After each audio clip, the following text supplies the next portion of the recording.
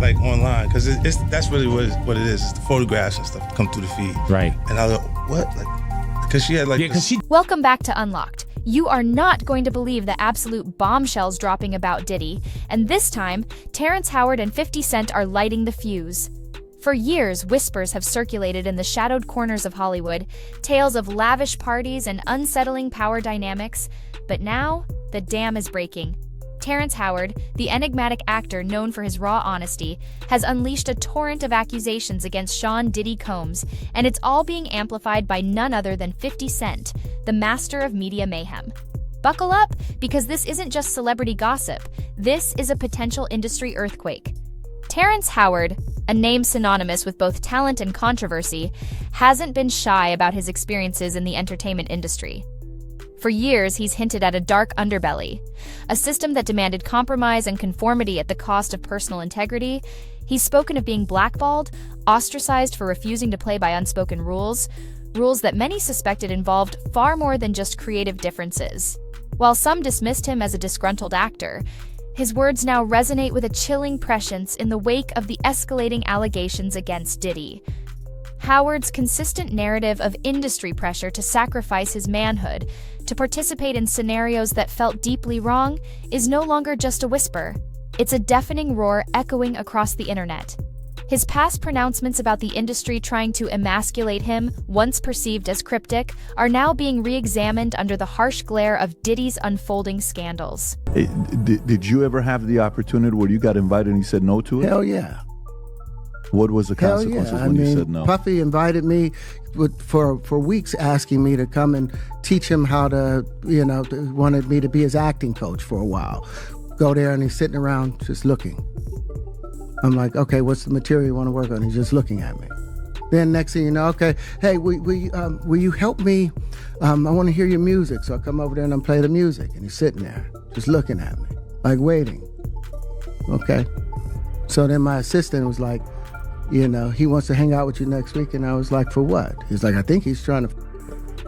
That's what my assistant said. And I was like, oh, okay. Now I get it. So now no more communication. Now you know to be hands-off with somebody. A number of producers come in to make the approach, and you threaten to punch them in the mouth. Just days ago, Terrence Howard detonated a truth bomb on a podcast interview, completely unprompted. Imagine the scene. Howard, relaxed yet resolute, casually dropping accusations that could shatter reputations and careers. He wasn't cornered, he wasn't goaded. He volunteered the information, a man finally unburdening himself of a long-held secret. What exactly did he reveal? According to Howard, Diddy's public persona is a carefully constructed facade, masking a reality far more sinister.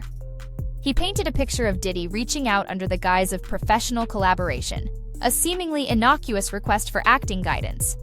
But as Howard recounts it, the business meeting quickly devolved into something profoundly uncomfortable, a proposition that sent alarm bells ringing. Howard details how Diddy approached him, ostensibly to discuss acting roles. Think about this for a moment. Diddy, a music mogul, a branding titan, supposedly seeking acting coaching from Terrence Howard? It sounds almost absurd on the surface, a flimsy pretext. Howard, initially taking it at face value, arrived ready to engage in professional dialogue. But the atmosphere, he claims, was immediately off. The conversation veered sharply away from acting, plunging into territory Howard found deeply disturbing and morally repugnant. He didn't explicitly detail the exact nature of Diddy's alleged advances in this initial interview, but he made it unequivocally clear. Diddy's intentions were anything but professional. Howard, a man who has consistently emphasized his commitment to personal integrity, shut it down, immediately and decisively. He walked away, refusing to engage, refusing to compromise. And according to Howard, this wasn't an isolated incident. Terrence Howard didn't just stop at recounting his personal encounter. He broadened the scope, alleging that Diddy's predatory behavior wasn't limited to a select few. He asserted, with unwavering conviction, that Diddy allegedly made similar advances toward every single man who attended his infamous parties. Think about the sheer audacity of this claim. Every single man. Howard suggests a systematic pattern, a calculated approach to exploit and compromise those within Diddy's orbit. He went on to declare that these men, by participating in Diddy's wild gatherings, effectively lost their man cards. A loaded statement implying a profound sense of compromised masculinity, a forced participation in acts that violated their personal boundaries and sense of self. This isn't just about uncomfortable situations.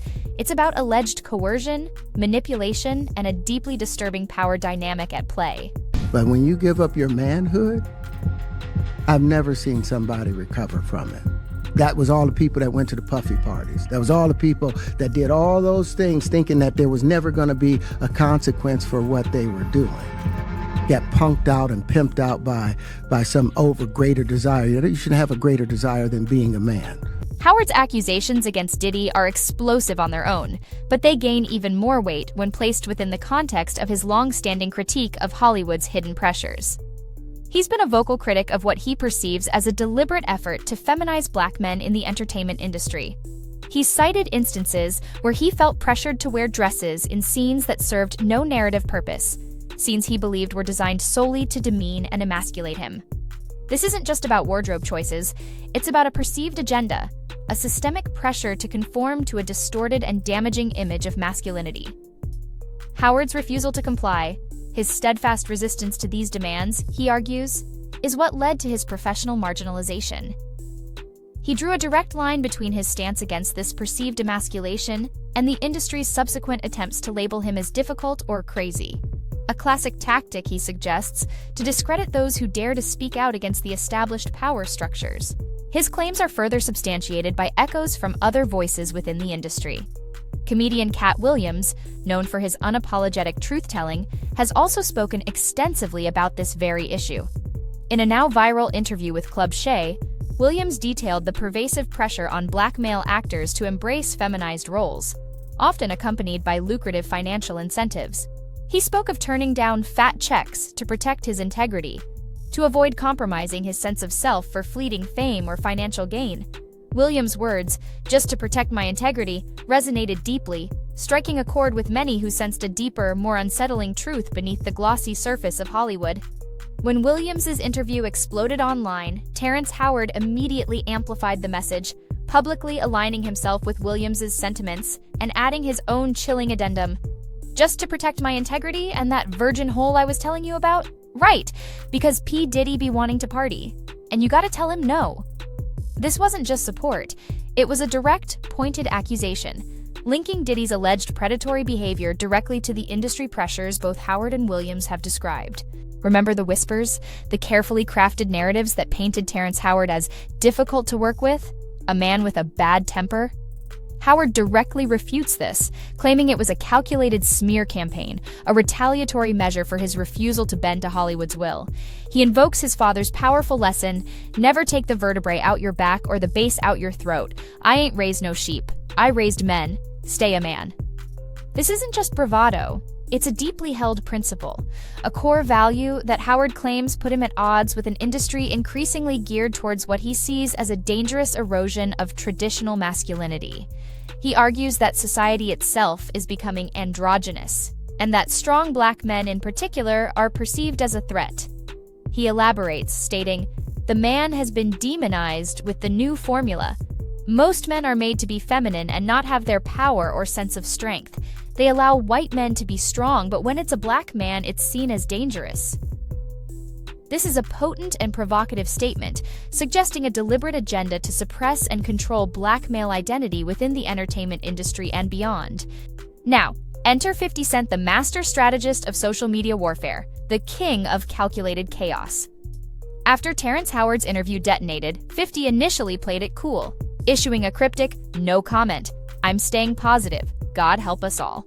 But 50 Cent doesn't stay silent for long, especially when there's an opportunity to amplify drama and settle old scores.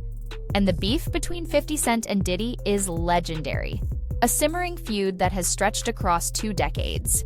Reports are now surfacing, unconfirmed but rapidly gaining traction, that Terrence Howard allegedly possesses explosive video footage captured at one of Diddy's infamous parties. And this footage, according to these swirling rumors, purportedly features none other than young Miami in deeply compromising situations. The internet is ablaze with speculation. What does this footage show? Is it the smoking gun that will finally solidify the long-whispered allegations against Diddy and his inner circle? The rumors surrounding Young Miami's involvement in Diddy's alleged activities have been persistent and disturbing. She's not just been portrayed as a passive bystander, but as an active participant, even a conspirator in the alleged shady dealings. Whispers suggest she was far more than just Diddy's girlfriend. She was deeply embedded in his world, privy to its darkest secrets, and potentially complicit in its alleged wrongdoings. Adding fuel to this fire is Young Miami's own volatile behavior, particularly her infamous online meltdown directed at Gina Huane, another woman linked to Diddy.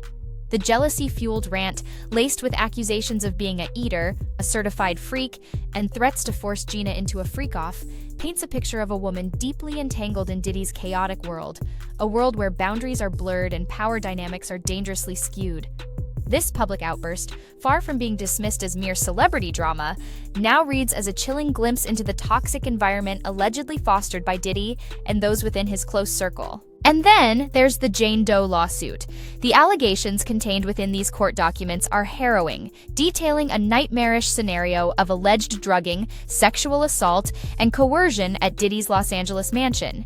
Jane Doe claims she was pressured to ingest an unknown substance, later identified as ketamine or a similar drug, leading to blackouts and periods of lost consciousness. She recounts waking up bruised and battered, with no memory of what had transpired.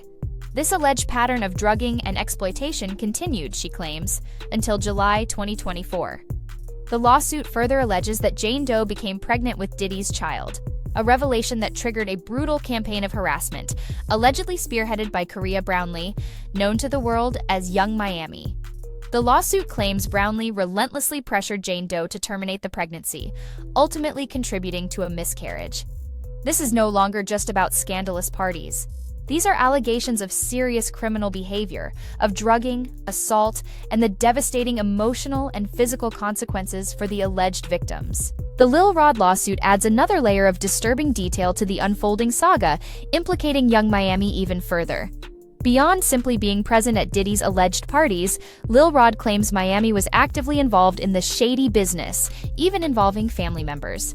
He alleges a specific incident where Miami's cousin attempted to set him up in a bathroom encounter, stripping and groping him while Diddy and his staff allegedly watched. This paints a picture of a deeply disturbing and orchestrated environment, where individuals were allegedly manipulated and exploited for Diddy's amusement and gratification. Lil Rod also details alleged drug use, claiming Diddy openly used cocaine and even shared it with Young Miami. Furthermore, he alleges Miami was involved in transporting drugs for Diddy, adding another layer of potential criminal activity to the accusations. Perhaps the most damning allegation from Lil Rod's lawsuit is the claim that Young Miami was essentially a paid S-worker for Diddy, receiving monthly wire transfers from Robin Greenhill, Diddy's chief of staff. This allegation, if proven true, would not only expose a deeply exploitative relationship, but also suggest a larger, more organized operation. The mention of Jade and Daphne Joy, other women linked to Diddy, also receiving similar monthly payments, raises serious questions about the nature and scope of Diddy's alleged activities.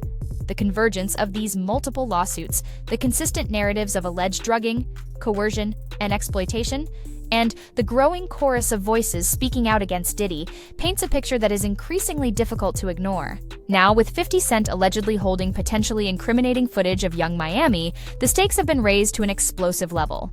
50 Cent, a known provocateur, a master of public spectacle, is not one to sit on explosive information. His long-standing feud with Diddy, coupled with his penchant for public takedowns, suggests that this footage, if it exists, will not remain hidden for long. The potential fallout for Young Miami is immense. Her career, her reputation, her future, all hang precariously in the balance. And for Diddy, this escalating storm of accusations, amplified by the combined forces of Terrence Howard and 50 Cent, could be the beginning of the end. Is this the moment the carefully constructed facade finally crumbles? Is this the point of no return for Diddy's empire? Let me know your thoughts in the comments below. Smash that like button if you're hooked on this developing story, and subscribe to Unlocked for all the explosive updates as they break. This is just the beginning, and you do not want to miss what happens next.